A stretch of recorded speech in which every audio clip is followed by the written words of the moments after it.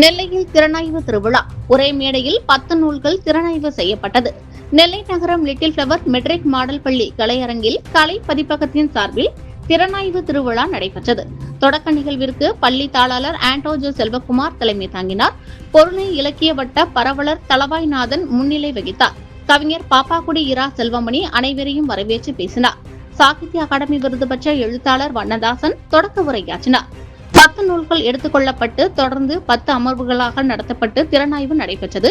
அமர்வு தலைவர்களாக எழுத்தாளர் முத்தாளங்குறிச்சி காமராசு, முரசொலி முருகன், திருக்குறள் முருகன், உக்கரன்கோட்டை மணி, கவிஞர் அண்ணாதாசன், சரவணகுமார், ஆசிரியர் சிவ செல்வ மாரிமுத்து, மதிப்புறு முனைவர் தம்பான், முதல்வர் ஜெயமீரி ஆகியோரும் திறனாய்வாளர்களாக கவிஞர் காந்திமதி வேலன், தமிழ்ச்செம்மல் பாலசரஸ்வதி, சுரேஷ் அஸ்வின், சிவராமச்சந்திரன், மதிப்புறு முனைவர் சக்தி வேலாயுதம், கோமதி கிருஷ்ணமூர்த்தி, வள்ளி சேர்மலிங்கம், கவிஞர் ஜெயபாலன், இளம் எழுத்தாளர் சூடாமணி, பேராசிரியர் அந்தோணி ராஜ் ஆகியோரும் செயல்பட்டனர்.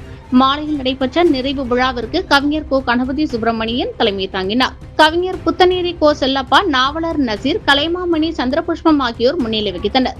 திருநெல்வேலி மாநகராட்சி மேயர் ராமகிருஷ்ணன் என்ற கிட்டு கலந்து கொண்டு வாக்கெடுப்பு மூலம் தேர்ந்தெடுக்கப்பட்ட திறனாய்வாளர் காந்திமதி வேலனுக்கு திறனாய்வு திலகம் என்ற விருது வழங்கி சிறப்புரையாற்றினார். தமிழ் வளர்ச்சி பண்பாட்டு மையம் செயற்குழு உறுப்பினர் கவிஞர் புன்னை செழியன் நன்றி கூறினார். நிகழ்ச்சிகளை கவிஞர் பிரபு தொகுத்து வழங்கினார். இந்நிகழ்ச்சியில் தலைவராக பேராசிரியர் ராமச்சந்திரன், உறுப்பினர்களாக கவிஞர் கோவை மாறன், கவிஞர் முத்துசாமி, கவிஞர் சுப்பையா ஆகியோர் செயல்பட்டனர். நூலாசிரியர்கள் கௌரி பாஸ்கர கணேச பாண்டியர், சொக்கலிங்கம், பிரியா பிரபு, தமிழ்ச்செம்மல், பாமணி சாந்தி பிரபு, கண்ணன் குளவி, கவிஞர் சூத்த மூர்த்தி, அகத்தியர் பெட்டி லட்சுமணன், கவிஞர் சேதுபாலா, முனைவர் ஹரிஹரன், கவிஞர் கமல லியோனா மற்றும் தமிழ் ஆர்வலர்கள், கவிஞர்கள், எழுத்தாளர்கள், சிந்தனையாளர்கள், பொதுமக்கள் என பலரும் பெருந்திரளாக கலந்து கொண்டனர்.